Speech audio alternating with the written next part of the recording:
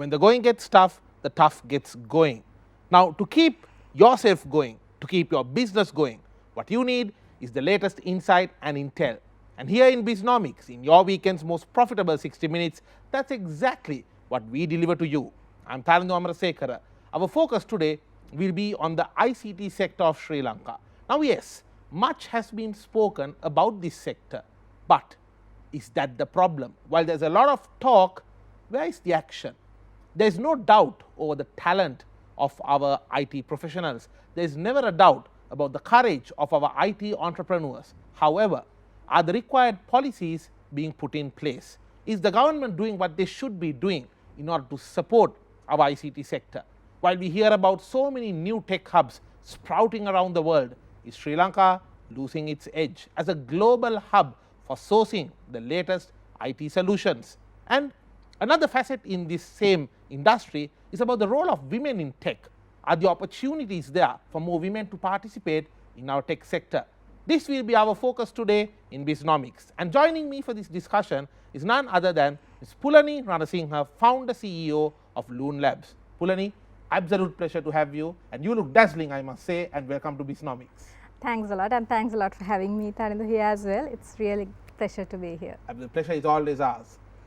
Pulani, I'd like to start off by getting your personal story out there, because there's a lot of young female tech entrepreneurs, tech professionals who are thinking, can I be an IT entrepreneur? Do I have what it takes to be an entrepreneur? Now, you're someone who has walked the talk. You are a successful tech entrepreneur yourself.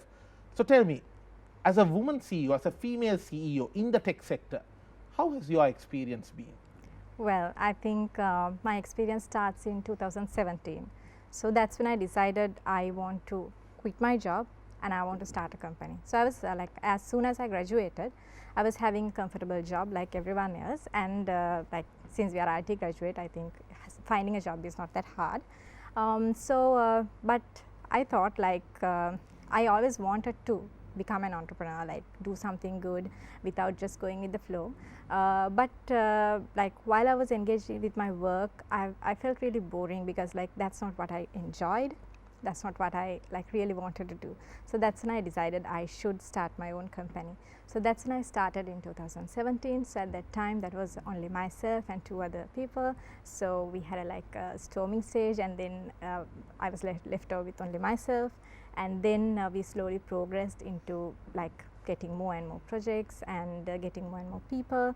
But it was never an easy journey. So it had like 110% commitment to that and hard work, and it was not an easy journey as a CEO, as a founder. But to your point, as a women CEO, I would really say as a person who started up, I don't think there is any difference between you being a male or a female.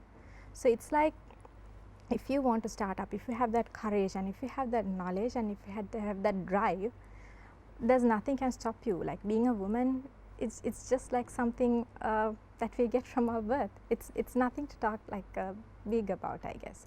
But why Sri Lanka has like lower female participation? I think that's something we can talk definitely later. Absolutely. Yeah. So talking about my journey as a CEO, founder, and CEO of Loons Lab, I think it's been absolutely amazing. So throughout these 5 years, I think I got a lifetime of experiences as well. So yeah. Great to hear that. Pulani, when you talk about the Sri Lankan economy and Sri Lankan corporate sector, do you think that our corporate sector has moved to be mature enough where they don't really care about the gender of the particular CEO or the founder of the company? If the solution looks good and if the pitch looks good, they go ahead with what's best. Do you think that our corporate sector has matured to that level? Yeah. Or have you faced instances where you felt that another business were favored simply because your company is owned by a female? Yeah, I think that's a great question, because most people say that people look down when there's a female or that sort of thing, but that's something you can really turn out so fast. Like once you talk, once you like get engaged, once you show that they like stuff, I think it's really easy for you to turn it upside down. And talking about me facing that situation, I think I had come across like more situations, but I think more than that I have come across the other way around, like people are more people do appreciate a lot when there's a female as a founder. They go like, oh wow, so you drive this company, a female do this. So I think that's a benefit that we cannot get for a long time, so because we are very less females out there. So I think it's actually the best time for a female to think and look into starting up a company.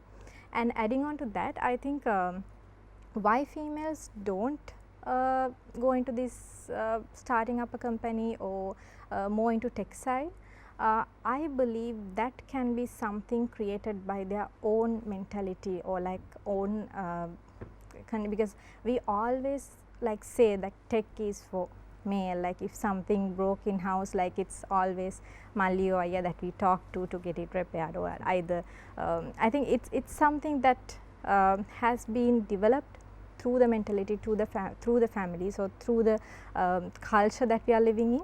But I don't think it as a factor of being a female, it's only about your perception about yourself. Understood. Let's talk about Colombo or Sri Lanka as a tech hub. Now, Pulani, in the late 1990s, early 2000s, everyone used to talk about this aspect of Sri Lanka as a tech hub. We were the darling of the tech hub at one point of time. So many Western companies would get their solutions done from Sri Lanka. But today we see a different picture altogether. We see even some of the cities such as Dhaka actually coming up as tech hubs. Yeah. I'm sure you have seen there were so many different Indian shared working spaces and co-working spaces that were advertising and saying, is your IT operation in Sri Lanka affected by power cuts, shift to India. This is the reality which we are facing today as a country, as a nation. Pulani, in your viewpoint, what do you think about this, the place of Sri Lanka as a tech hub in the region and in the world? Are we under a bigger threat than ever before? Yes, so I think it's a very hard question to agree and disagree. Like I think I have both views for it. But Sri Lanka, of course, like we currently we produce around like 1.2 billion revenue from like being like a small country with 21 million people. From the ICT sector. From the ICT sector. And at the same time, India produce about 34 billion from having 60%, like 60 times more than population than Sri Lanka.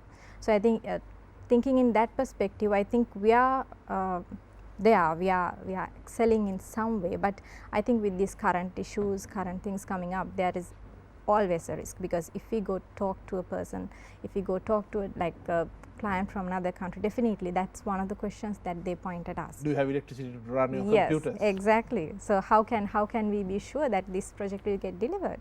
How can you provide us 24/7 support service? So I think that's a like very valid question people ask. So with this situation, I think it's really hard, but at the same time, I think what we can do is, of course, like we are targeting more and more outsourcing work, like project outsourcing work, getting projects from other countries and doing it Sri Lanka. So if I take an example, so let's say this is like hypothetical figures. So let's say I am billing a client for like $20 per hour. So but if I do a outsource business, so that would be limited to the hours I get work, and also for the hours I need to increase my staff. So there's a limit for this outsourcing business, because Correct. we are a small country. We should target more on generating value, actually.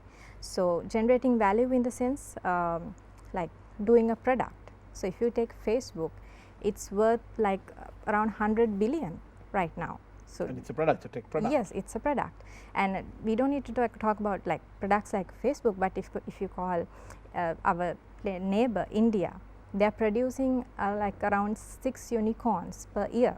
So unicorn in the sense like I believe company. a unicorn is a startup worth $1 billion. Yes, exactly. Okay. So they are producing 6 per year, and we are producing. So far we have produced none unicorns like in tech sector. So I think that's something we have to capitalize on. I think if we do a better product, and if we are more focused on this product market, getting products out there and selling products, I think then that would have a bigger impact to the economy. Digital products. Exactly. But hasn't there been a lot of talk about getting this 1.2 billion up to 2 billion, and then there was talks about $5 billion. Pulani, we hear so much of talks with regard, coming from various organizations, authorities, ministers, ministries. There's a lot of talk, but where is the action? Because we hear the big tall plans about making it 2 billion, 5 billion, etc.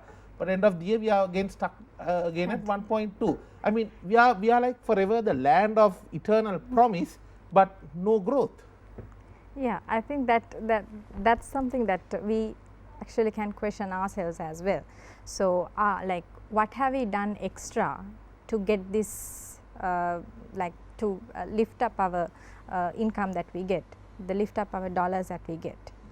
So, I think if you take Sri Lanka and its digital plan, so it's assumed like it's projected to be 5 billion at the end of 2025. So, are we there yet? Are we progressing enough to achieve that is a question. But I would say, like, there are a lot of plans in place, there are a lot of programs going in place, like 1,000 startup programs and 10,000 ideas. Yeah, exactly. And also, like, we have different hubs situated all over the Sri Lanka by ICTA. So, there are different programs, but we really need to evaluate the success of these programs. I am not saying like they are not successful, there are a lot of success stories out there, but there is something missing in Sri Lanka. So, if you take the statistics, I would say like the connectedness of these entrepreneurs is very less compared to world standards, and also to add into the same one. So, we only have 2% of female founders apart. So, we lack diversity as well. And on the other hand, like when it's ecosystem, startups interact with each other, and lot of projects and lot of insights and lot of growth is got from interacting from each other. So, if you take the statistics, our interaction is also so low, below the average. So, I think those are some things we can improve, and also access to knowledge. So, that is also something lacking in these startups. Understood. What are the common mistakes according to your viewpoint that our tech entrepreneurs are making and they need to avoid? Of course, I am aware of the age-old cliched statement that if you are not making mistakes, you are not an entrepreneur. You need to do the mistakes, learn from it. But there is also the saying that you don't have to reinvent the wheel. You can always learn from someone who has successfully invented the wheel before, so you can keep moving forward. Pulani, from your experience, based on the mistakes you might have done as an entrepreneur, what message would you like to share with the tech entrepreneurs that we are having right now, especially the startups? Yeah, exactly. So, first I would say, looking at my journey. So, since I started young, since I started around 26 years old, so at that time I knew that I was lacking something, which is experience. So, what I did is I talked to a lot of people, I reached out to a lot of people for advices, just to maybe like ask for like very silly questions. How do you like manage finance, or how do you manage a person? So, likewise. So, I think through that, through getting like experience of others and through getting help, being not afraid to get help, I think that's a better way we can rephrase it.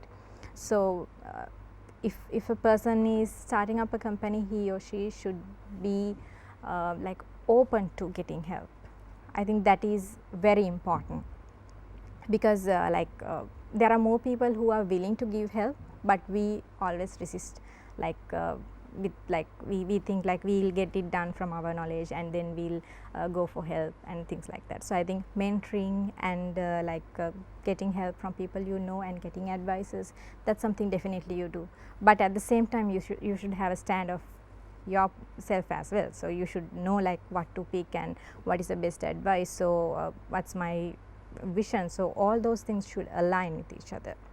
So, that would be one. And of course, another thing that I see is like if we are talking about a tech enterprise, it's always the tech students that we focus on. Correct. So, but there are many people out there who are like having great ideas. So, let us assume me, a tech student who studied computer science, is giving a solution to a bank. So, I don't know anything about the financial sector or a bank. So, that I need to know about that systems end to end. So, but assume a situation where that person who is doing banking is having a problem, and he's thinking of a solution and like collaborating with a tech person with that knowledge and coming up with a solution. So I think that's something people should really focus on. I think to the problems that we have is also like entrepreneurship will be the main thing that we can solve the problems, that we can take our country forward. So Absolutely. because of that, I really feel like even the non-tech people should come up with the tech ideas, should come up with the tech solutions and pitch it. And like if you don't have finances, there are enough ways you can raise like finances. Of course, like it's lacking in Sri Lanka compared to the world, but of course we have opportunities. It's global now, like nothing is limited Correct. to Sri Lanka. Correct. So I think that's something that we can focus on as well. And another thing, since you ask about tech entrepreneurs, so this I particularly see in tech entrepreneurs. So we as tech entrepreneurs, we want to get things perfect because we know tech. We think like others also like looking at the same way like us. Maybe like when we like maybe align some thing, when we think like this should go here and that should go here, Yeah. but like a normal person or like the person who's the end user Might not care might about not. that. Yeah, exactly. Correct. So And also, I believe the tech world is full of this beta model approach, isn't it? You come up with something Exactly. basic, you put it to the market. I mean, you and I both know, Pulani, and I'm sure the audience is also aware of the fact that the world famous iPhone, when it was first launched, there were some basic features like the ability to copy messages or to forward messages. These were lacking. They launched it with basic features missing, but it caught on. Exactly. So like I think the main thing that we can take something forward is with the feedback. With the feedback, first we have to develop some kind of MVP and test it with other Minimum markets. viable product. Exactly. All right. We're going to come back to you on more details on that. As tech entrepreneurs, how should the government support them? Let's talk about that on the other side of this break. This is BISNOMICS.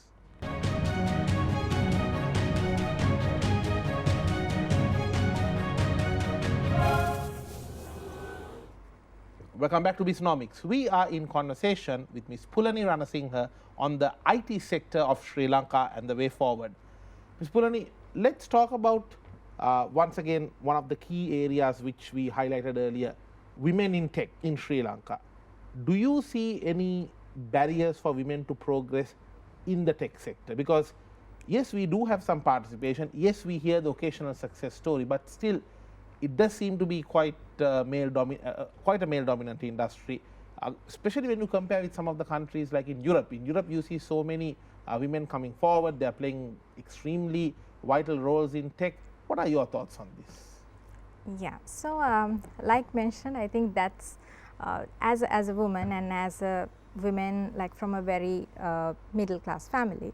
So I believe like if I can do it, like anyone else also should be able to do it, because I didn't had any special privilege than anyone else. I went to the government university and I got a degree there and I started the company. So I think like in my perspective, if I could do it, like anyone else can do it.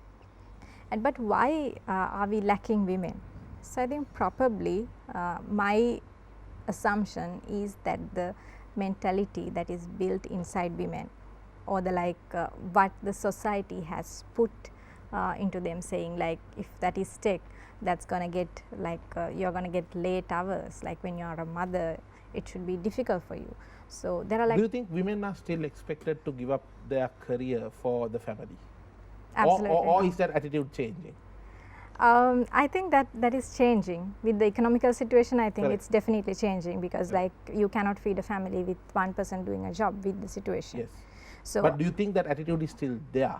I think it is still there. Like I was actually feeling like my generation like doesn't have that attitude, but like when I just seek into like a lot of families or a lot of like rural parts, it's still there. Like people are still feeling like women should like do a like better job when it comes to household, and men should like focus more on generating money. I think that attitude is still there, but I think that's something that really need to change. So coming back to what I was, I think when a person like graduated from the university, like he or she has a choice to make. I mean, if we take the university entrance, there are like more than 50% of the students are females. So but why there are like less students in the IT sector or the technical sector? Like are they like taught something else than the others? No, it's a choice they make. It's a choice person make. I think our education system should change completely to give more insights or more insights on in entrepreneurship and also drive tech entrepreneurship further. Exactly. Understood. Makes sense. In terms of the current tech contribution to the Sri Lankan economy, as you said, $1.2 billion is where we are right now in an economy that is close to about $80 billion. And once again, I reiterate, Pulani, when we see IT news, I'm someone, as a nature of the work I do and as a nature of a business talk show host, I have to keep myself updated with what's happening around the world. And we hear stories about Dhaka from Bangladesh rising up as a tech hub, and there are so many other tech hubs in Europe. Some of the Eastern European countries are coming up in a very strong way. Sri Lanka is actually not there in the news, and even if it's there in the news, it's there for the wrong reasons. It's about how power cuts are crippling our IT sector and so on. But what are your thoughts on this for the tech sector to contribute more to our GDP? We'll come to government policy later. From the IT company side, from your side as the entrepreneurs, as tech sector professionals and employees, what do you think needs to be done? Yeah, I think there's a lot of things need to be done. So the main thing is, like, if you take the ecosystem that we are in, so the connectedness of the ecosystem is something that we really need to improve. So if you take a country like Estonia, I would take for an example. The country with the highest per capita startups. Exactly. So what their strategy was, actually, because they didn't had much resources, they didn't had much things to capitalize on. So what they did is they wanted to attract like the investors and the people with the product. So if you take Skype is branded as an Estonian product, but it is like the founders are not from Estonia. They are from a different country. They came here and they had that infrastructure. So same thing goes for Google, isn't it? I mean, it's an American brand, but founded by 2 migrants. Exactly. So I think these are the like stories that we can also like take a note of. Of course, like through like giving different programs with like digital nomads and like inviting them here, so that and placing them in our same ecosystem and like working together with them. There's a lot of knowledge that we can get out of it. It's not just like if we are isolated and if we are thinking in the island mindset we always talk about, yes, it's not going to work. Like, be like the frog in the well. Exactly. So what we have to do is like we need to get other knowledge from all over the world. So internet like alone will not be sufficient. We might need like to attend in the trade shows and like conferences. I think like one thing that IT sector can do is like to give a proper plan to the government, like this is what we should do in order to have this, in order to like develop the entrepreneurship. So I think that is something the IT sector definitely should do in like ranking our startup hub into a better place in the world. Understood. And go ahead, please. Yeah, and at the same time, I believe like probably like there had been a lot of discussions with the government happening, and also another thing that we can capitalize on is the like the embassies or the embassies that we have all around the world, embassies, consulates, high commissions. So why don't we capitalize on those in like taking our products to different countries, in linking up with different entrepreneurs or like the investors over there, and why don't we invite global investors to Sri Lanka to invest in IT companies? So if we take the investments, if we take a program like Shark Tank or a Dragon's Den, so the investments are pretty huge, yes, that they exactly. put at the ideation stage itself. But in Sri Lanka, it's a completely opposite. Like you're gonna get like give a big share to have a like little chunk of money, but it in like if we can replicate the same one in Sri Lanka, if we can invite more investors, and if we can like raise capital via seed funding or via any way, so I think that way we will be able to like move more into value creation or product focused startup market. Understood. Do you think that because for example, if you take embassies, as you said, now one good example I've seen the Korean embassy of Sri Lanka doing a lot to promote Korean pop in Exactly. Sri Lanka. Yeah. So do you think our embassies around the world need to do more to promote our tech sector? I think definitely, not only tech sector, I think there are a lot of sectors as well. So, if you take tech, I think that's like very easiest sector for us to gain points in.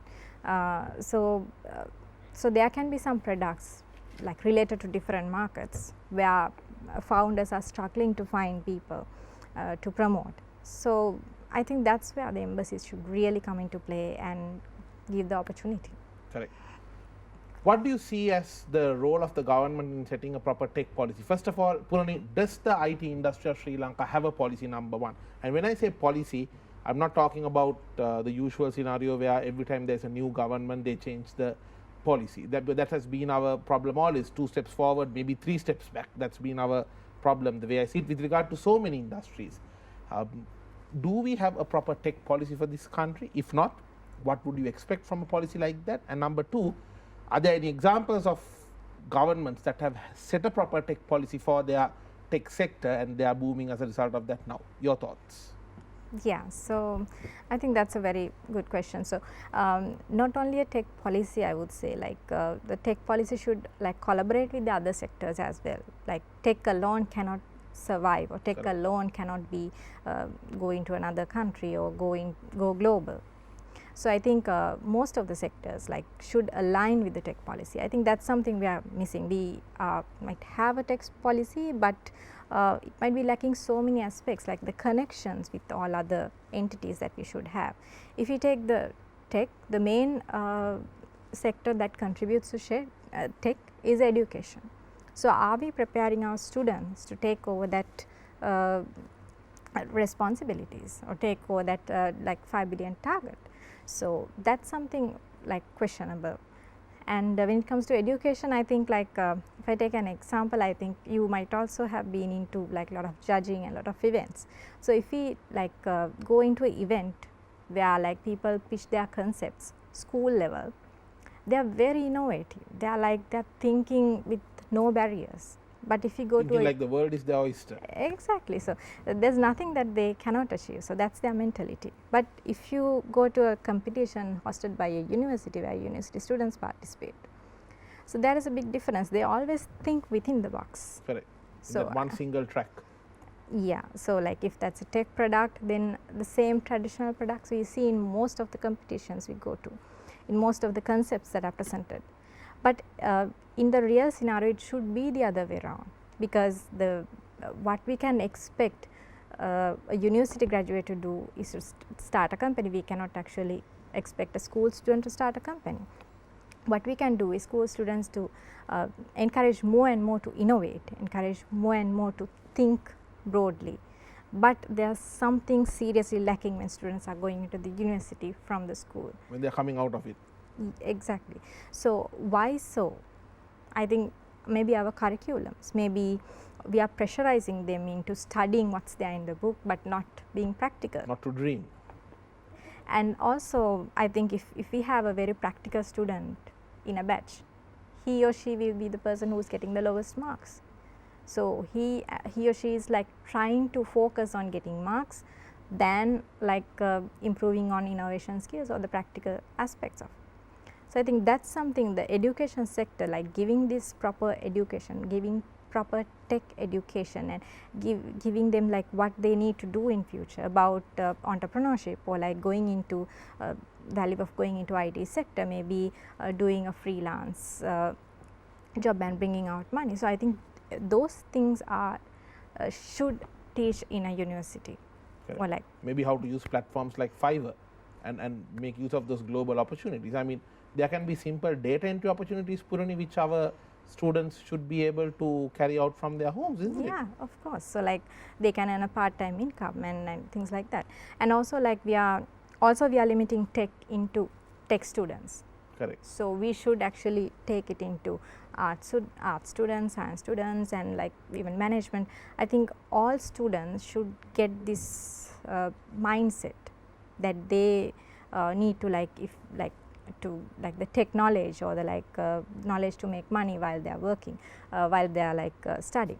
Understood. So, I think those things are like from the education sector, those things are some things that we can improve. And not only education sector, I think even the travel and tourism sector, that's something really, that's something impact to tech as well.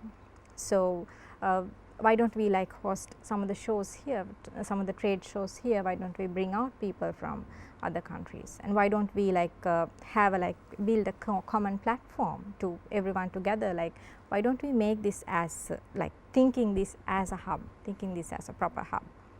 And of course, at the same time we can like promote the other existing like the trade shows or the conferences, anything that is happening in the world, and why don't government sponsor and send the relevant people to those to attend, because people might be lacking money, people might be lacking the confidence, the information. So those things are actually should be done by the ICT sector.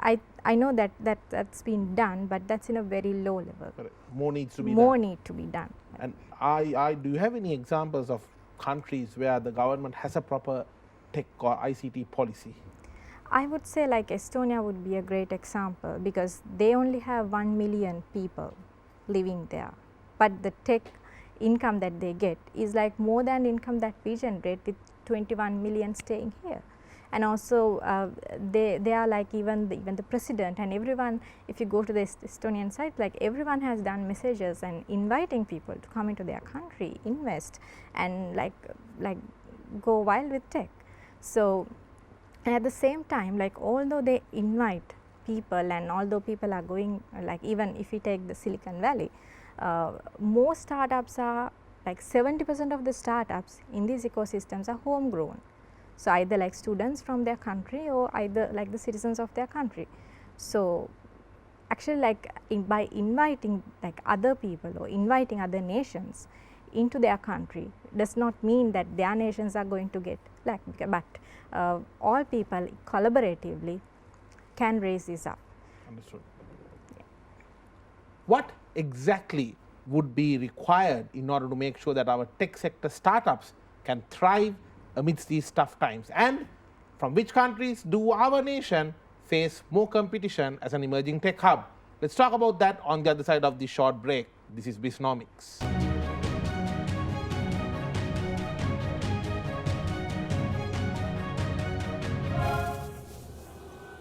Welcome back to BISNOMICS, your weekend's most profitable 60 minutes. I'm Tarandu Amarasekara.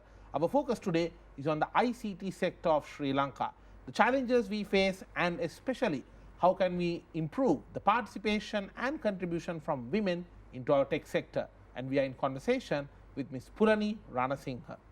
Pulani, let's talk about the burning issue, and I'm pretty sure that this issue is having an impact on all industries, but it's more acute when it comes to the tech sector. The mass migrations. You and I both know that there's a lot of people who are right now trying to get out of the country, get into new jobs. That seems to be the mantra for a lot of the young people. I mean, let's face it, not many of them have hopes about this country. It's tough to keep the hopes alive about the nation, especially when there is no fault of ours, no fault of you and I. It's just that poor policy and I would say unwise decision making has led us to the current situation we are in. So if there is one queue that is longer than the fuel queue or the gas queue, it's probably the passport queue. Amidst all this, are we spelling the end of this sector with all these problems? I'm sure you are facing a challenge where some of the talent is trying to migrate. Every company we talk to, they are speaking about how their senior employees are migrating, how their top talent is migrating to other countries. In a macroeconomic sense, we might say good, when they go back they will send the dollars, etc. But in a more short term and from an industry viewpoint as well, is this real deep trouble for us?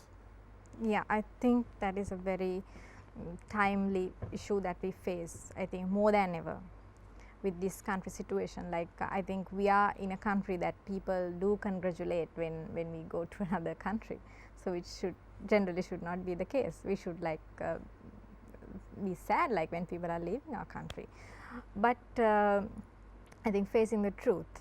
So like given the situation, I think people might be feeling the same, like why, if we are competent in this way, why are we like still suffering in this country? So so I think I think it's really hard to change that mentality, because like there's like no one gives a solution to this current situation, like as we can see.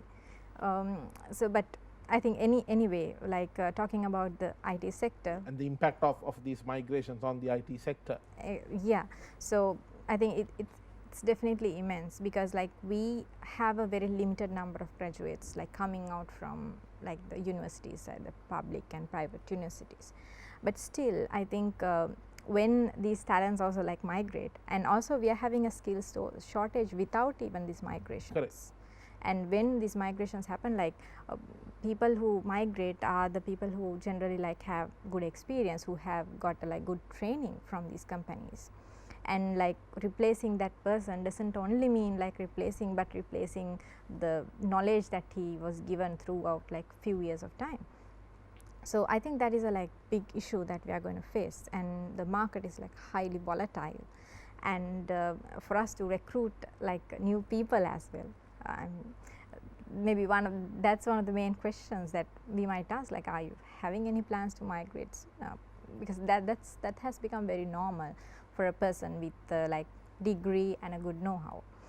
So I think talking about migration, as option, what we can do is like maybe we can like since IT is having a bigger demand and all other sectors are having, most of the other sectors are having like threat of losing their jobs, why don't we have some programs to convert other people into IT, like maybe giving some crash courses, like converting them into IT sector careers. So maybe that's something we can come up with. For sure. I have seen there are a couple of programs, but I think that should be implemented from the government centrally, like really like targeting people and getting like students on board. And at the same time, I believe like if a person migrates, so that would be definitely the middle or the middle layer of the company. Usually the top layer, they are like very comfortable in their jobs and they make enough money even to sustain in these situations. And the lowest or the like beginner levels, they also like they need experience even to migrate, even to have a proper job. So they also, there's a like little lack of like going out. But the mid level, they are like the software engineers, senior software engineers, tech leads. So I think these levels are like what we need the most, but who are like aspiring to migrate to another country. Correct. And also another thing, like the government or the Sri Lanka should realize why people are welcoming these talents to their country. But they are skilled because they have what it they takes. have what it takes. And like we are trying our best to push them, like from the government side, they are encouraging to go into other countries and work and send USD. So why are they inviting them? I think that's where government should look at. Like we might be getting short term revenue like you mentioned, but like long term, I think we are losing a great deal. True. So I think that's something definitely government should come up with a proper plan and proper structure, and also like some programs to convert like people who are losing jobs to come into sectors like IT or the highly demanding sectors, and like get that like get their like comfortable life. Absolutely. In terms of these migrations that you see taking place, as you said, they have the skill. That is why they are going overseas. That's why they are going abroad.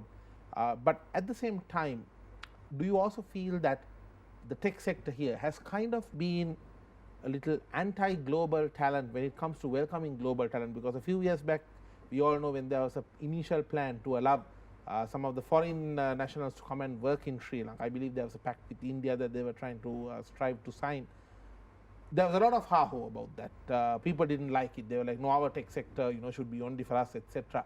But will that attitude really fly, or will that attitude really work in a global scenario where today we are talking about globally mixed cultures, people from all over the world meeting up and working together on IT solutions? Pulani, do you think that our IT, I would say, fraternity in Sri Lanka should be more open and welcoming towards foreign talent to work in Sri Lanka as well? Your thoughts?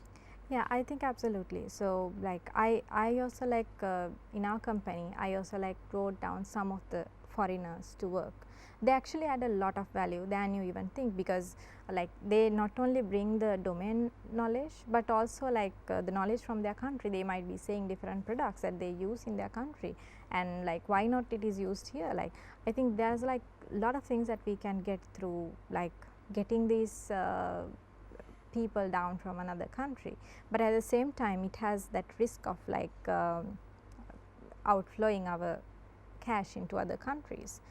But I think we have to do a like proper analysis and see like at the moment is it suitable, but I think if the situation is like better and it's normal, I think that's something definitely we should do. But at the moment I think with the situation it's something questionable if we should really do it. But like mentioned, like even not to work, but even to let us say like invest or to like the fellow entrepreneurs, maybe to like have some of the accelerator programs or different programs. We can bring down different people, different talents, different how to say the knowledge from all over the world to Sri Lanka, because like the investment that we made in that will not go in waste, because like it might be seems like a big investment, but there's like a lot of people who get inspired from that, get knowledge from that. And like mentioned, like all these Silicon Valley and all these like the key startup hubs, although they invite talent from all around the world, the highest percentage, or the like 70% is from their country. Yes. So the ecosystem, why do we say like this ecosystem word to the startup culture? Because like when one thing change, it impacts the other thing. So just like the ecosystem, so if we bring more diversity into an ecosystem, if a one person reach a higher goal in the ecosystem, he or she definitely should help the other startups as well. So it's an ecosystem that grows. It's not just a one company. It's not just a one person or a company. Understood. It's ecosystem that will have the effect by a person, like going into global or getting a person from global. Makes sense. What are the other emerging tech hubs that you see will be giving competition to the Sri Lankan tech sector? Well, I think there are like lot of competition out there. If you take India, I think like you said, Bangladesh, like Pakistan, Indonesia, Philippines, like all of these countries are emerging with their tech hubs. So we were at a good state and we are at a good state, but it's questionable will we be do you at feel a the good others state are surpassing us at a much faster rate? Yeah, of course they do, because like they like if we take the growth of India, growth of SaaS products in India, it's almost 10x, while we even don't have like a proper SaaS product that we can say like this is like a service as a software product, like yes. like a digital product that can be accessed via web, like I believe like online ERPs and so on. Yeah, you can say so. So like it's like this. So the with the previous point that I described, without just like being an outsourced destination, like with the human capital that we have, with the amount of human capital we have, we should focus more on creating value through these products. Understood. And also these like the hubs or the like ecosystem should be focused more on getting these products out to the market than just attracting the projects and like doing projects in Sri Lanka and getting revenue out. That should also be done. But when it comes to the question that you asked, like are others surpassing us? Of course, like if we take from the outsourcing perspective, with the pool of talent that we have, I mean not the quality of the talent, but the quantity of the talent, we are nowhere near India. So it's very hard to compete with like destinations like India, Bangladesh or Pakistan with the number that we see that they can grow. But if we take these value creation startups, I think that's definitely come with the quality of the talent. So that's something we should really improve, or that's something we should stimulate on, so that people will be from that the knowledge or the value they got from the ecosystem, they can make the ecosystem better. Understood. So who can make the ecosystem better, or the like our hubs better, is by the people who are living in it. But definitely we need the support of the government and the IT sector to like make it happen. Yes, to make it happen. Finally, your message to the current IT students and anyone who is watching this show, who is in their first year, second year, third year, or the fourth year of their degree, who is thinking, do I have any future in this country with regard to this sector? Is the Sri Lankan IT sector getting anywhere? Pulani, what is your message to them? And I sincerely hope for the sake of this country that it will be an inspirational one. Yeah, absolutely. So I think we are in a situation where every one of us is like doubting, like should we migrate or should we stay? Every one of us has that. I think now question. it's gone out of should we migrate to people doubting which country should I migrate to. Exactly. Unfortunately, it's at that now. Yeah, I mean, like even the media is promoting that. I mean, there is no choice actually. I mean, for people to like think like that, than that. So but honestly feeling like if you are given free education and if you are given a lot of free things in this country, so like we owe something to this country. So I think definitely like something that we should pay back is by delivering some value, delivering like our debts back. I mean the debts that we owe to this country. This country. So so definitely I think people should rethink if they are like going to migrate, because there's still a lot of opportunity, and in a pandemic, in a pandemic or in this kind of economic situation, everyone say there's like a lot of opportunity will be there. We might not see it because we are in it, but like most of the nice products or most of the innovative products like came out while like people are struggling. Microsoft came out when US was in a recession, and Yes. Zara, one of the most valuable clothing brands from Spain, came up actually when Spain was in a recession. So you do have a point there. Yeah. So this like the all, I think we have that responsibility of like giving young people or the young generation that knowledge and that never to lose that creativity that is within them. And we and all the government have that responsibility to take care of this like the young generation without just like stimulating them to migrate, just to like stimulate them to like start some businesses, like to attract more USDs through businesses. I think that's something like the governments or the like the ecosystem should support on. And in point of a student or in point of a person who's like willing to start something up. So I think don't think about the time. So I think every time think this as the best time for you to go out. Think this, because and also like when you're building a product, when you are like thinking about a product, don't think to the local market. Think global. Think how it will be applied in the other markets. And with that, I think you will not only be like a champion in local market, but in global markets. I think with the situation, it's really hard for us to push a product into a Sri Lankan market because people don't have money to buy it. So we should actually think on other markets, other emerging markets. And of course, we should get the support from the industry and from the experts, like I mentioned. So if you don't have that experience, so talk to people, get mentorships, go into different accelerator programs, and like try to build something good. And if you are into a like different sector of education, so probably you might consider on learning little bit of technology or IT side, because like then you will be able to achieve a lot through that path. Understood.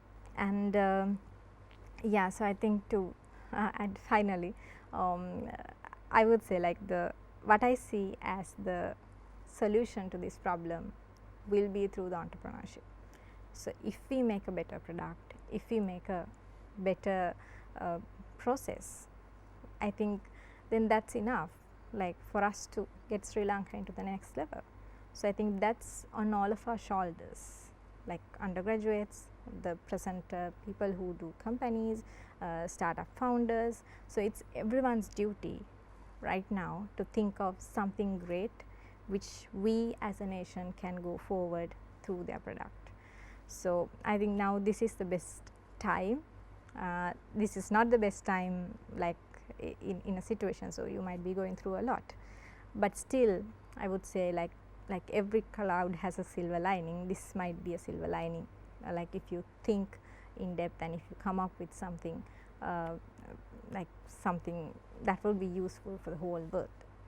Ms. Pulani Ranasinghe, an absolute pleasure to have hosted you today. I like how you see the positive aspects even in a crisis situation, and no wonder you are a successful tech CEO in a sector where there are very few females founder CEOs. So we wish you good luck, and may you be able to inspire more women founders and more upcoming future female tech entrepreneurs of Sri Lanka and around the world as well. Thank you so much for joining us, and we wish you and the team all the very best. Thank you very much, and thank you very much for having me as well. The solution to our current problems, the way out of this mess, which you and I may not have created, however, one which you and I need to find solutions and bring ourselves out and take the country out of as well, is none other than entrepreneurship. These are the sentiments that were echoed throughout today's discussion by our special guest, Ms. Pulani Ranasinghe. And I hope in the coming week ahead, this discussion gave you the insight, whether you're from the tech sector or from a different sector, to drive entrepreneurship within your own organization, in other sectors, maybe even as a new business venture. May you be able to drive entrepreneurship and come up with value-adding business models which will surely help our economy move out of the current doldrums, the current nadir that we are in, and reach the full potential that we can. I'm Tarunga Amarasekara, and no matter what business you may be in, have a profitable week ahead. This is BISNOMICS.